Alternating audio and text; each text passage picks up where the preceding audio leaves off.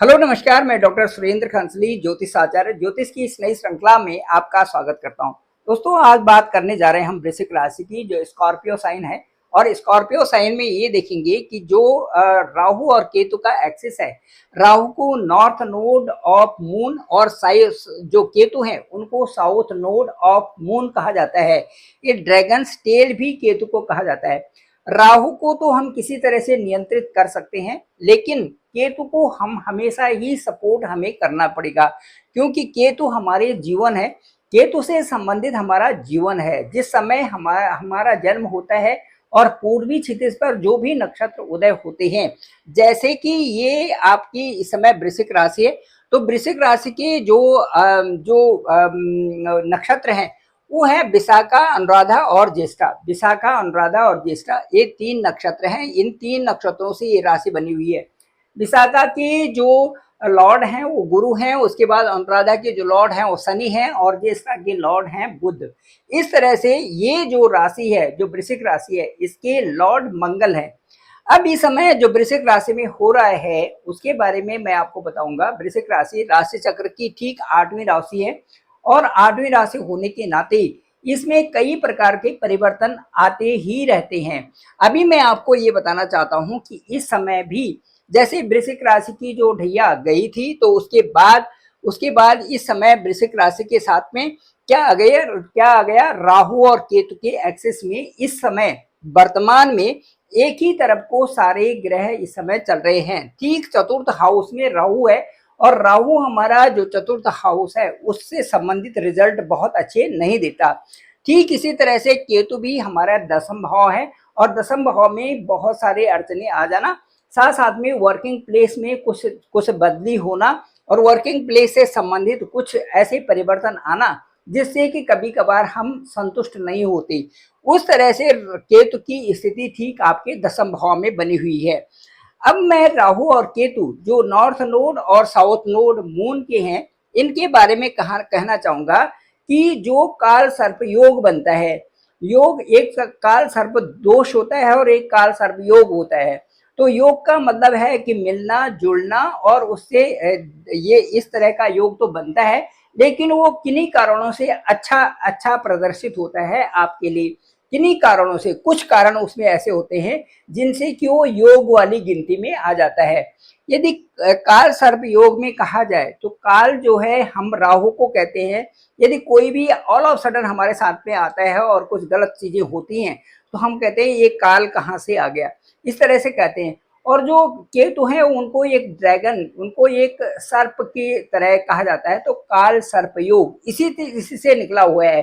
कह सकते हैं कि जैसे वैसे तो राहु और केतु के कोई लॉर्ड नहीं होते, फिर भी राहु के देवता काल को माना जाता है और केतु के देवता को हम सर्प के रूप में मानते हैं। तो इसी तरह से काल सर्प योग बन गया। अब यहाँ पर की स्थिति हम देखते हैं, तो ये देखेंगे कि जो सबसे बड़ा जो चीज जो हमारे सामने आ रही है, जो वो ये है कि आपके जो चार्ट है, जन्म कुंडली है, वो बड़ी महत्वपूर्ण बनती है। उसमें जो काल सर्प योग का बन रखा है वो कौन से हाउसेस में है, ये महत्वपूर्ण बन जाता है। और दूसरी बात ये हो गई कि उन हाउसेस के लॉर्ड क्या है, क्योंकि जो राहु और केतु हैं ये अपने आप नियंत्रित नहीं होते। ये नियंत्रित होते हैं कि कहाँ पर दृष्टि है, कहाँ पर युति है, और उसके साथ साथ में कहाँ पर वो देख रहे हैं। इस तरह से कहने का मतलब एस्पेक्ट कहाँ पर प्लेनेट का है, दूसरा किसके साथ में कोऑर्डिनेट कर रहे हैं, और तीसरा ये है कि वहां से जो वो हाउस है उसके लॉर्ड कौन से हैं, उस पर भी का जो राहु है और केतु है, इन दोनों का जो रिजल्ट है, जो परिणाम है, उस पर बहुत ज्यादा निर्भर करता है कि किस हाउस में बैठे हुए हैं, उस हाउस के लॉर्ड कौन है, उस हाउस में कौन कौन से ग्रह बैठे हुए हैं, और उनकी दृष्टि कहाँ कहाँ पर है। इस तरह से ये राहु के रिजल्ट निकालते हैं, और इसी तरह से केतु के भी रिजल्ट निकालते हैं। तब हम कहते हैं कि ये योग बन रहा है या दोष बन रहा है। तो क्लियर स्पष्ट नहीं कर सकते कि आपकी जन्म कुंडली में इस समय काल सर्प दोष बन रहा है या काल सर्प योग बन रहा है। फिर भी मैं ये कहना चाहूंगा कि जहां पर अभी राहु हैं, क्योंकि वो कुंभ राशि में है, तो कुंभ राशि को राहु अपने ही जैसा घर मानते हैं। कुंभ राशि को सबसे अच्छा मानते हैं, तो वहां पर कुंभ राशि में ही इस समय बैठे हुए हैं, तो एक ये प्लस पॉइंट आपके लिए बनता है।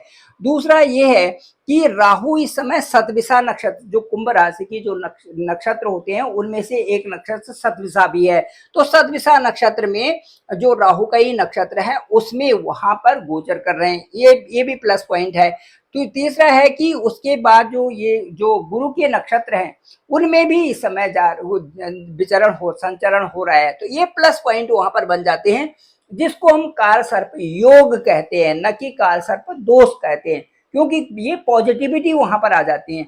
It associated with positivity and negativity also. तो इस तरह से हम यहाँ पर जो राहु और केतु है उनको देखते हैं कि क्या प्रभाव उसमें पड़ रहा है। केतु जो है इस समय ठीक सूर्य के नक्षत्र में है, यहाँ पर देखिए केतु ठीक जो है सिंह राशि में है, ये पॉजिटिविटी यहाँ आ गई। और सूर्य के नक्षत्र में जो मघा नक्षत्र है उससे विचरण कर रहे हैं, तो ये चीजें यहाँ पर अच्छी आ गई। इसके साथ साथ में पूर्वा भाद्र जो जो इनका जो ये कहेंगे कि 30 जुलाई से भी ये जो है एक ऐसे नक्षत्र में चलेंगे जो कि एक अच्छा प्रभाव यहाँ पर देने वाला है। लेकिन उनके सबके साथ में मैं ये कहूंगा कि जो यहाँ पर केतु हैं ये पिता की सेहत के बारे में भी, थोड़ा आपके स्थानांतरण के बारे में भी, और उसके साथ साथ में आपका जो नौकरी का जो क्षेत्र है वहां पर कुछ न कुछ वहां पर हलचल जरूर दे सकते हैं केतु, क्योंकि सारे जो प्लेनेट हैं एक तरफ हैं, वहां पर केतु और वहां पर मंगल भी कुछ दिनों के बाद आ रहे हैं। 7 जून से ये सिंह राशि में यहाँ पर हैं और यहाँ पर 23 जुलाई तक यहाँ पर रहेंगे। तो ये 66 दिनों का जो टाइम है ये हम ये कह सकते हैं कि ये काल सर्प योग के अंतर्गत ये समय आ रहा है। इसके साथ साथ में इसको हम संकपाल योग भी कहते हैं। संकपाल, ये काल सर्प योग के साथ में इसको संकपाल योग भी इसे कहा जा सकता है। तो ये मैं ये कहूंगा कि जो ये 24 जुलाई से और जो ये चलेगा उसमें कई सारी चीजें ऐसे हैं कि जो आपके लिए अच्छे भी हैं और कई सारी चीजें हैं जो कि आपके लिए बहुत अच्छे नहीं भी हैं। अब मैं ये कहूंगा कि भाई जो काल सर्प योग है ये इसके जो मुख्य जो राहु और जो केतु हैं ये किस तरह से प्रभावित करते हैं। और सबसे पहले मैं ये कहूंगा कि राहु के जो ग्रह जो प्लेनेट हैं जो उनके साथ में उनका जहां पर यदि राहु के साथ में ये प्लेनेट हो, कौन से, ये शनि बुध और शुक्र, यदि जहां पर राहु है वहां पर शनि बुध और शुक्र हो तो ये अच्छा माना जाता है। ये फिर काल सर्प योग बनेगा जिससे कि अच्छे परिणाम आएंगे। दूसरा, राहु जहां पर दृष्टि रखता है यदि वहां पर वो हाउसेस भी यदि शनि बुध और शुक्र के हों तो वहां पर प्रभाव अच्छा होगा। इसके साथ साथ में राहु जहां पर बैठे हुए हैं, राहु के साथ में यदि सूर्य मंगल और चंद्रमा वहां पर होते हैं तो वो प्रभाव अच्छा नहीं देखा जाता है। और जहां पर राहु दृष्टि कर रहे हैं वहां पर भी सूर्य मंगल और चंद्रमा का यदि घर है तो वह भी प्रभाव अच्छा नहीं माना जाता है। तो ये कहेंगे कि जहां पर भी जिन उन ग्रहों के को प्रभाव को राहु जहां पर होते हैं, यदि आपकी दशा उन ग्रहों की है जो कि राहु के साथ में वहां पर बैठे हुए हैं, तो उन ग्रहों को जो आपको जो दशा चल रही है उसके प्रभाव को ज्यादा या कम करना, नेगेटिविटी या पॉजिटिविटी लाना, ये राहु वहां पर से देखते हैं। क्लियर हो गया होगा कि राहु के साथ में जो भी ग्रह होते हैं, राहु के जहां जहां पर भी दृष्टिगत होते हैं और राहु जहां जिनके साथ में होते हैं उनके नकारात्मक और उनके सकारात्मक प्रभाव उन ग्रहों के आने शुरू हो जाते हैं। वो विशेष करके तब पता चलेगा जब आपकी दशा और अंतर्दशा क्या है, साथ साथ में राहु आपके कौन सी जो निटाल होरोस्कोप है, जो जन्म कुंडली है, कहाँ पर राहु है और कहाँ पर केतु हैं, इससे आपके साथ में पता चलेगा।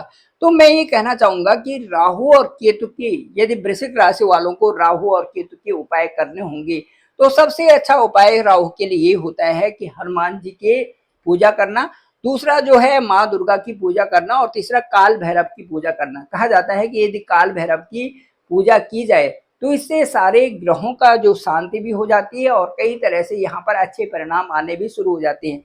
लेकिन मैं ये आपको ये कहना चाहूंगा कि जो भी हम करते हैं, जो अपने इष्ट का ध्यान करते हैं, जो भी किसी ऑलमाइटी का, जिसकी गॉड का, किसी भी धर्म में जब भी हम किसी की स्तुति करते हैं तो वो स्तुति हम बिल्कुल ध्यान से नहीं करते। ध्यान से मतलब जब उनको मानने लगते हैं कि हमारे अंदर ही वह स्वरूप है, या हम हमारे अंदर ही, हमारे हृदय में ही वो स्वरूप है, जब हम उसको फर्स्ट दर्जा देते हैं, नंबर 1 का दर्जा देते हैं, तब वो कार्य हमारे होने लगते हैं। जब तक उनको हम ये समझते हैं, हम थोड़े से अपने लोभ में, दूसरे कार्यों में उनको ज़्यादा महत्व देते हैं, और फिर अपने इष्ट को या अपने जिस जिस नाम को हम जपते हैं उसको फिर पीछे कर देते हैं, फिर वो चीज़ अच्छे परिणाम वहाँ पर नहीं आ पाते।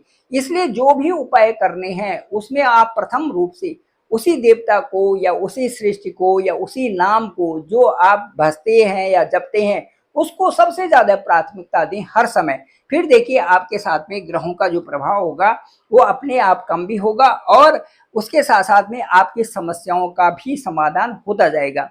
केतु के उपाय के लिए भी सबसे अच्छा उपाय यही है कि जो मंगलवार का दिन है उस दिन एक झंडा मंदिर में चढ़ाना, और उसके साथ साथ में जो है कुत्ते को रोटी देना, ये भी उसके साथ में मन का जो प्रभाव उसमें अच्छा होता है, कम हो जाता है। और साथ साथ में हम काल भैरव की स्तुति और उसके साथ साथ में रुद्राभिषेक जो कि शिव भगवान को किया जाता है, और दूध और पानी के साथ में रुद्राभिषेक के साथ में जो उनके शिवलिंग पर, जहाँ पर कि हम भगवती को माँ जो पार्वती और शिव एक साथ में हैं उनको अभिषेक करते हैं, उससे भी हमारे सभी ग्रहों का जो राहु और केतु और उनके साथ साथ में और ग्रहों की भी शांति होती है। Thank you very much. मैं डॉक्टर सुरेंद्र खंसली, ज्योतिष आचार्य, और डिस्क्रिप्शन पे मेरा नंबर है 9868280191। आप डायरेक्ट मुझे कॉल कर सकते हैं, मैं आपका कॉल पिक करूंगा। साथ साथ में देखेंगे कि आपकी कुंडली का जो काल सर्प योग बना हुआ है कहाँ पर बना हुआ है, कौन कौन से वो हाउसेज हैं, उन हाउसेज में कौन कौन से ग्रह बैठे हुए हैं, और वहां से राहु और वो ग्रह जो है कहाँ पर दृष्टि कर रहे हैं, वहां पर जहां पर दृष्टि कर रहे हैं वहां पर कौन से ग्रह हैं, और साथ साथ में किस तरह से प्रभाव उनका ज्यादा या कम या अच्छा या बुरा या सकारात्मक या नकारात्मक किस तरह से पड़ रहा है, सभी आपके साथ में डिस्कस किया जाए। ओवर फोन आपसे बात करते हैं। मुझे लगता है कि वो वार्ता अच्छी भी लगेगी आपको, और उस पुष्ट वार्ता में मेरा जो भी अनुभव होगा मैं आपसे जरूर शेयर करूंगा। Thank you very much. मेरे इस चैनल को, डॉक्टर सुरेंद्र खंसली नामक इस चैनल को आप सब्सक्राइब करिए, सभी लोगों तक भेजिए ताकि सबको इसकी जानकारी हो सके। आप सभी लोगों का धन्यवाद, आप सभी लोगों का बहुत बहुत आभार।